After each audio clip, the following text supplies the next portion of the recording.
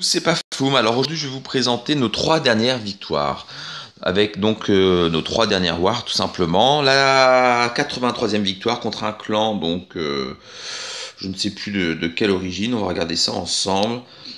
C'était un clan d'Andorre, donc nous on fait une petite guerre, 99% de destruction contre 77. On rase quasi tout à part le 3 qu'on laisse à 89 et le 2 à 88 aussi. Donc après là, le premier tri, donc c'était réalisé par moi-même. C'était une guerre où je n'avais pas ma reine. Nous on fait des guerres des fois sans héros. Enfin quand il nous manque un héros tout simplement. Quand les autres HDV 10 ont leur héros et qu'on est sûr de gagner, on la gemme pas. Sinon, quand on fait des guerres sans héros, il est possible de le faire dans notre clan à condition de pouvoir la gemmer si besoin. Donc là, c'était un Chattered. Donc sur un village, un village comme les nôtres finalement.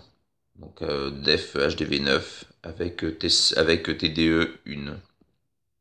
Sauf les anti-aériens que vous pouvez voir qui étaient un peu bas par rapport au niveau de l'HDV, même au niveau de l'HDV 9, c'était plus des anti-aériens d'HDV 8, donc dommage pour lui, c'était un 3 étoiles assez simple, sans reine, mais comme vous pouvez le voir, le village n'était pas compliqué.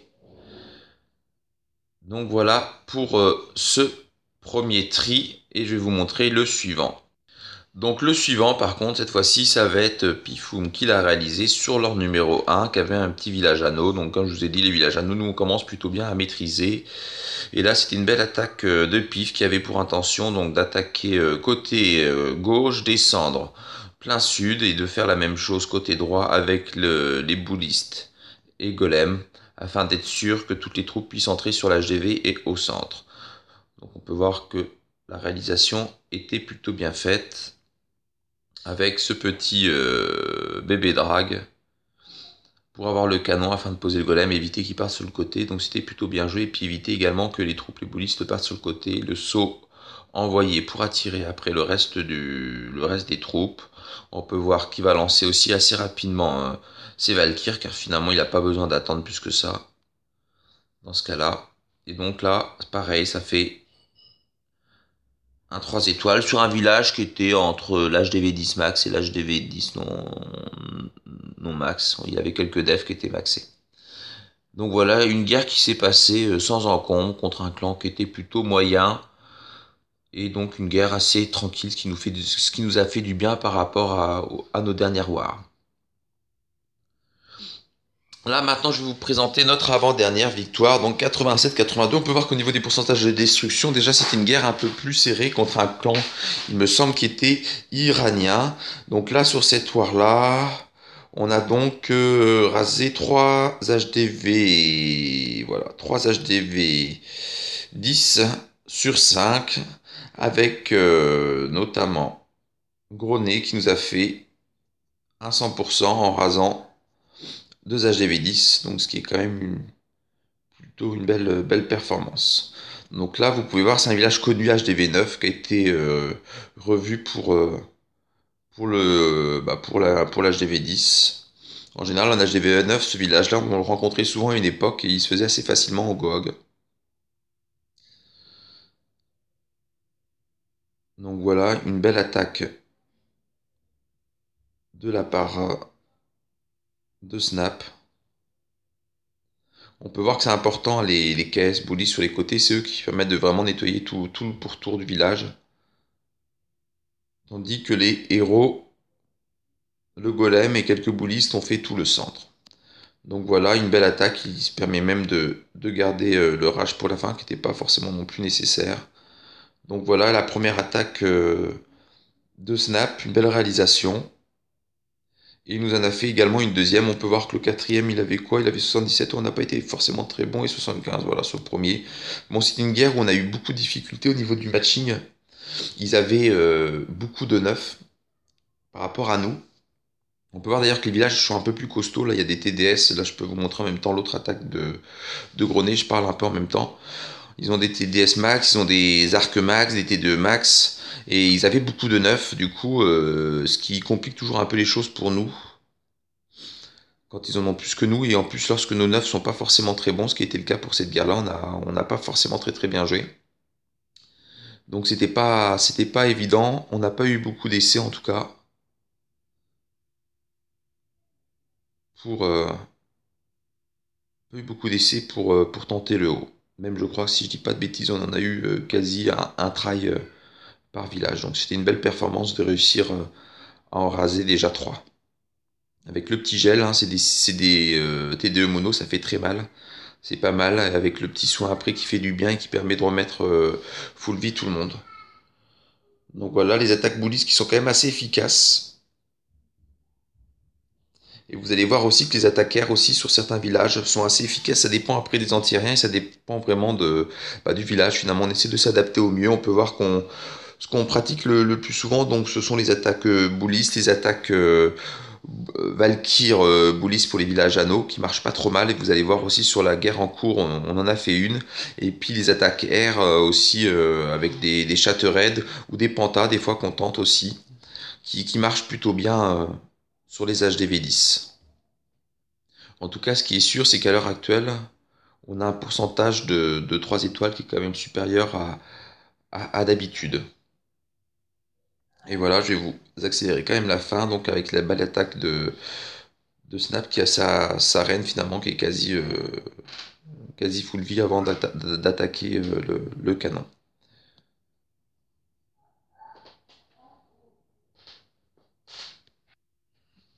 Et donc là, le dernier tri de cette guerre. Et donc c'était une attaque bouliste que j'ai réalisée sur un village qui était assez paquet, assez simple hein, finalement, avec des T2 mono, donc il fallait absolument un gel pour cette attaque. Parce qu'en T2 multi, des fois c'est pas forcément nécessaire hein, de faire un gel sur les attaques boulistes. Avec un beau petit file sapeur pour commencer et se mettre en confiance au début de l'attaque, ça fait toujours du bien. Et après vous allez voir que ça va quand même assez vite hein, avec les bullies, quand tout est au milieu, ben ça forcément.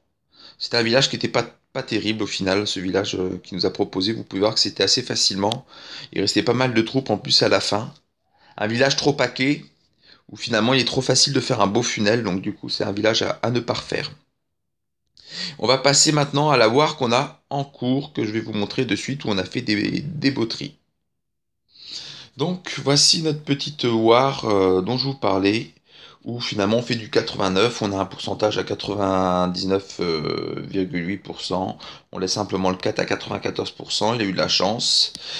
Et on va commencer par le premier tri de Flo. Donc Flo il joue pas forcément, il fait pas beaucoup de guerre avec nous, il est dans le clan, mais c'est vrai qu'il lote pas mal son village, il lote pas mal ses héros, et puis il s'entraîne sûrement aussi un peu à côté.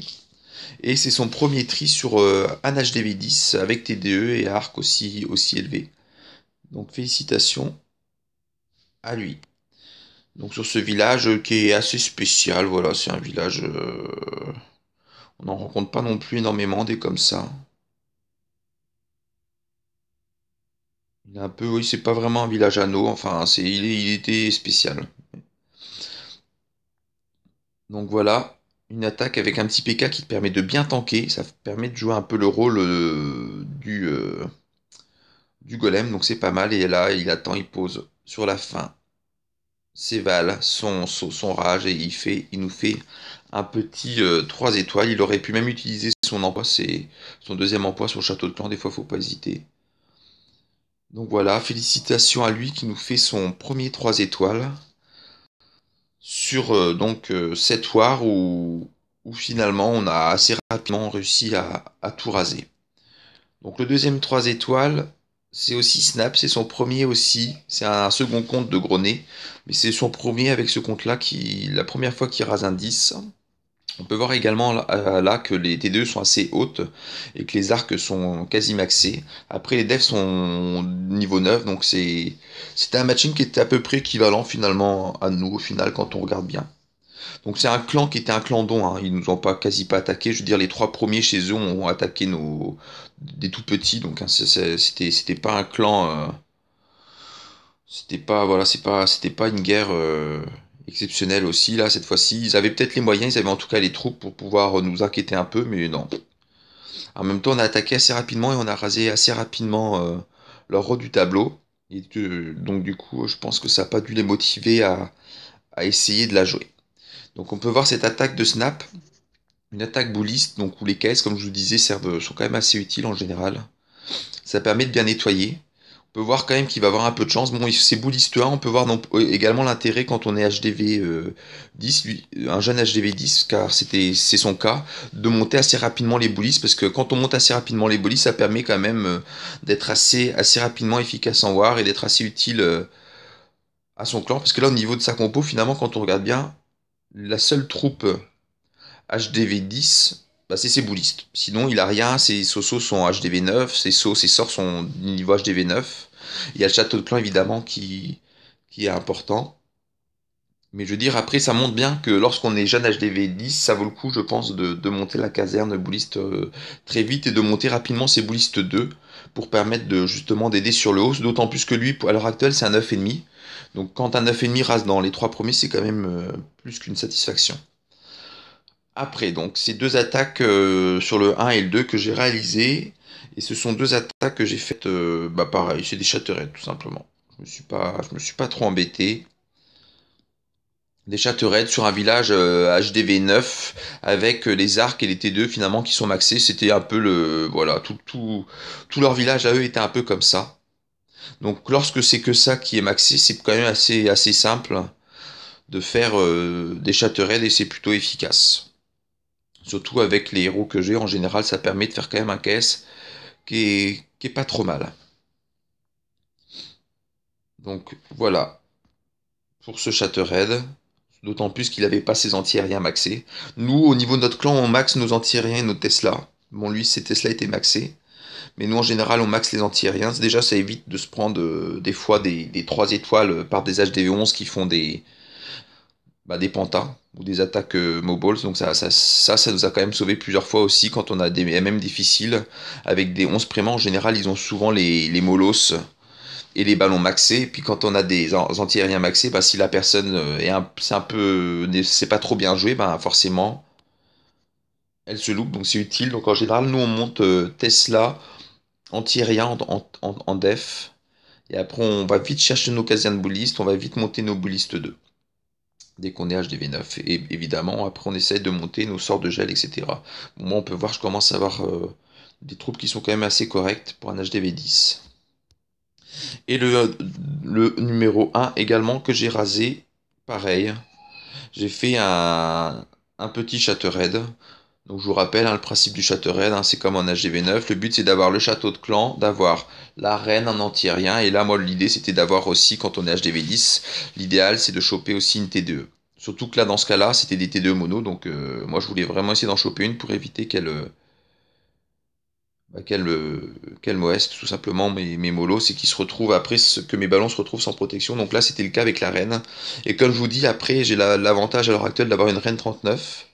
Donc c'est vrai que ça va être pas mal, je vois la différence par rapport à l'époque où elle était niveau 30. Pour les KS, ça fait quand même des choses bien plus sympas. Et là, du coup, le gel était aussi nécessaire justement pour éviter de se faire OS tous les momos. Donc voilà pour cette petite attaque. Sur une guerre tranquille avec un MM finalement qui était au niveau des HGV10, assez similaire aux nôtres. Bon, après ils avaient des T2 max, ils avaient des arcs maxés, mais après tout le reste des défenses était à peu près notre niveau, donc finalement ça nous a pas trop dérangé. On a fait une très belle war, on aurait pu la perfect celle-ci. Bon, après on l'a pas fait, mais c'est vrai qu'on en avait la capacité, je pense. Le principal en général, comme malgré tout, c'est quand même de gagner, de se rassurer et de voir que finalement, comme par exemple Snap là qui fait donc notre septième qui a un HDV 9,5, donc on voit qu'il a fait aussi le plus gros pourcentage sur le 4. Bah, le principal dans des guerres comme ça, c'est de se rassurer, de voir qu'on arrive à raser et de voir également que nos jeunes TH9 arrivent à faire de belles performances. Par exemple, juste pour le fun, on va finir là-dessus. On a un de nos petits neufs qui est arrivé. Regardez, nous, en HDV9, on demande aux gens donc de monter leur ballon 6 et d'avoir rapidement les casernes molos. On peut voir que même avec... bon là, le village est un peu pourri, mais malgré tout, on commence à s'entraîner. C'est un peu la philosophie du clan. On commence à s'entraîner R dès le début, même en Reine 1. Ça ne nous empêche pas de faire des châteaurettes tout simplement. Donc voilà cette petite attaque, voilà, c'était juste pour le fun et pour vous montrer un peu la politique du clan si il s'avère que ça vous intéresserait de nous rejoindre. Donc une guerre tranquille, qui fait du bien, qui permet à tous de s'entraîner, ce qui est assez important. Voilà, voilà, je vous remercie tous de nous suivre et n'hésitez pas, si vous n'êtes pas dans le clan et que vous nous regardez de temps en temps, de venir postuler, ou si vous êtes dans un autre clan et que vous nous suivez quand même malgré tout, de venir faire une guerre de temps en temps avec nous, ça sera toujours avec grand plaisir. À bientôt!